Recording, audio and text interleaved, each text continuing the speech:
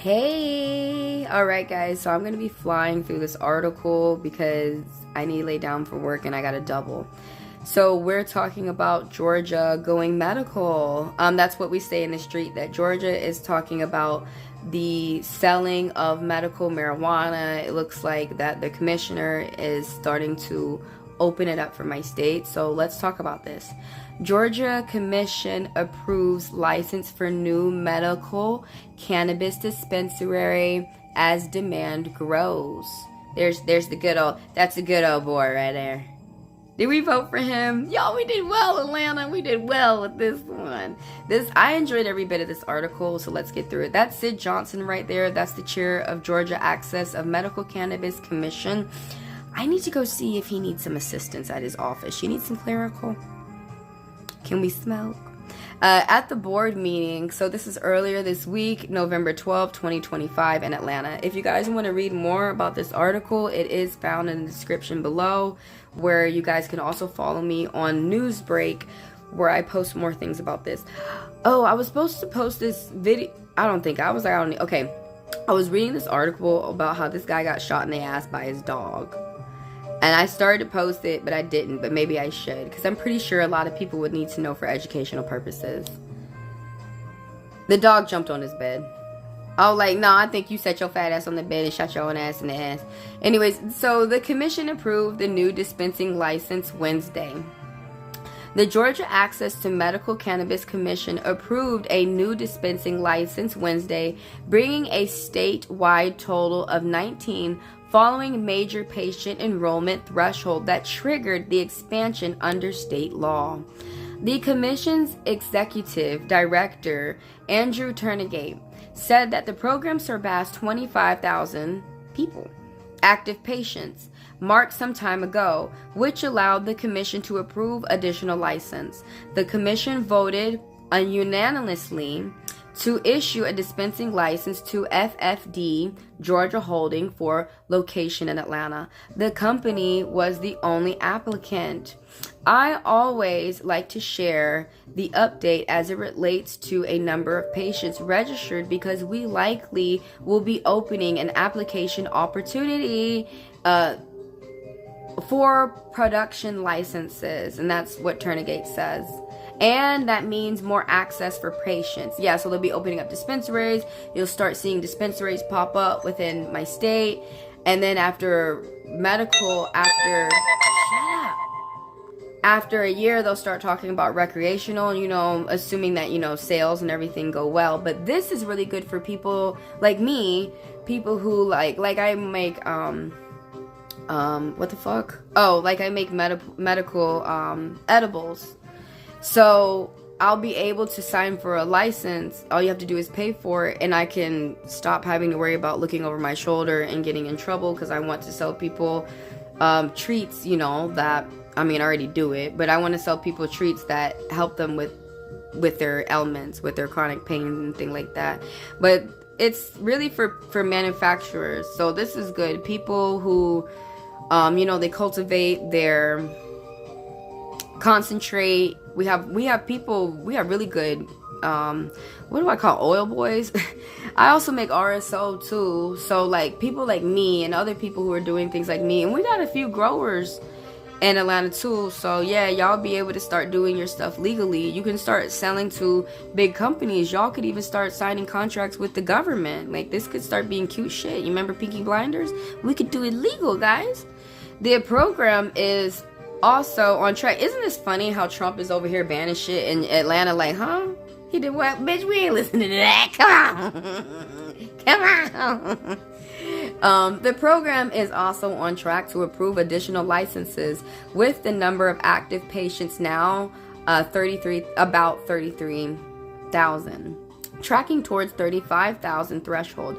The law allows the commission to issue additional dispensing licenses after each increase of 10,000 patients after the 25,000 marker. But despite some programs, the public comment period was dominated by urgent and frustrated statements from speaker who said that the program's framework is restrictive and limits access and effectiveness. The main complaint focused on the product limitations and strict qualifying conditions, with patient advocates and other members of the public calling for changes to the legislative action. So basically, we're about to go over this. We need to change the law, and that's what this guy is saying, so that people can legally get their flower without, the cop having to feel like he need to beat your ass for this shit.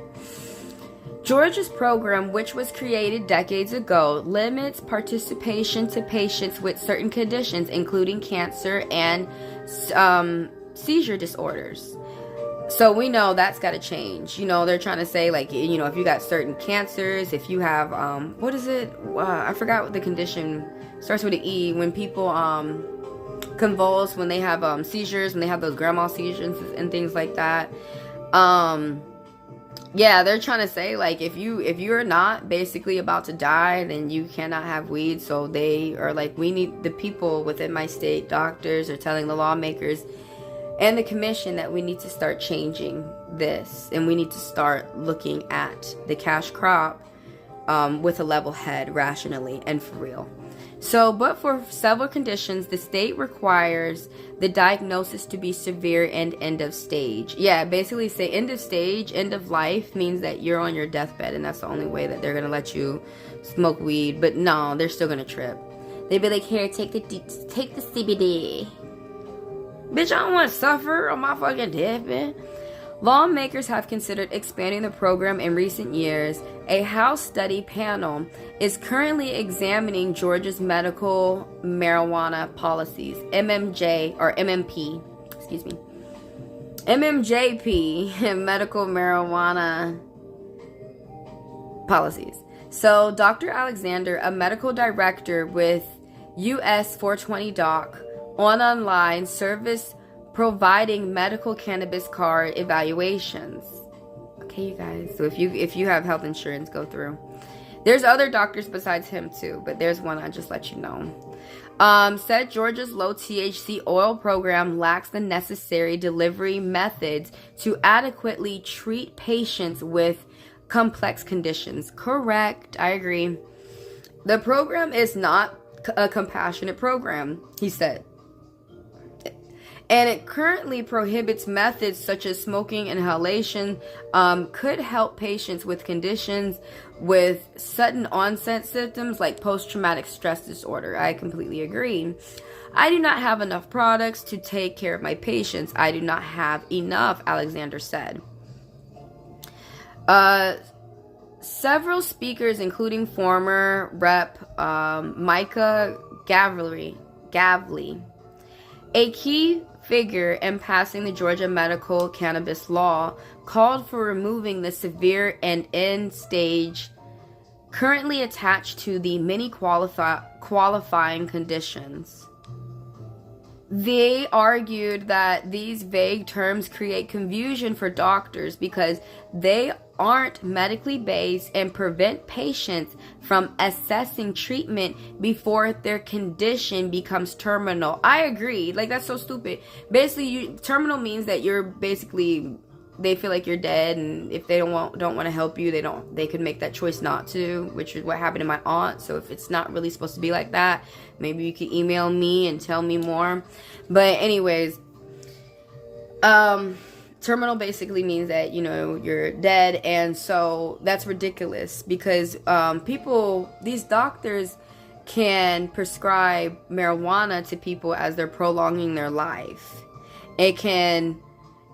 Not only can it help with some type of pain, we know for sure, it can help subside your pain, but it can also put you in a pleasant mood, a pleasant attitude. It can definitely start curing depression, help you out with your mood swings. It can start doing so many positive things, and it is ridiculous. It is old-fashioned. It is on biblical fear.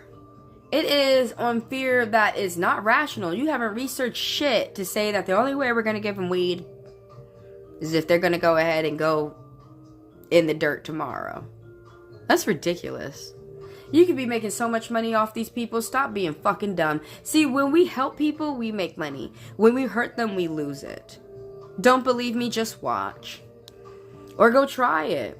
So, Gavalier, who said that he supports the state expanding the program, said that the program limited scopes was due to lack of industry knowledge among lawmakers at the time the law passed. I think you had a lot of legislators who were very cautious, very nervous about doing this, and really saw a tone and tenor of a parent who was bringing their child down. Caregivers were giving testimonials about family members, and so they went out on a limb. Unfortunately, during that time, the limb was too short, Gavalier said. I don't understand the last part, but it's okay. So, hey, you guys, looks like people are going to be able to get their licenses and you're going to be able to sell your products. So we're going to be able to have selling weed in the park days. And so down here in the South, we have like festivals, we have like markets, farmers markets and all this shit. Y'all gonna be at the farmers market. We already smoking weed in the park, but I guess we're gonna continue to smoking weed in the park, you guys, and maybe you'll get to hand it to the cop and he can finally hit the blood. I don't know. They're like, dude, no, you're moving way too quick, girl. Way too quick. He can smoke his own weed. You don't need mine, you can pay for it. You know, honestly, the cops and these people with big boy and big girl jobs, y'all need it legal more than me. Y'all know y'all be motherfucking smoky. We didn't give a fuck. It's you. But anyways, thanks for sitting here with me and smoke one. And I'll see you the next video.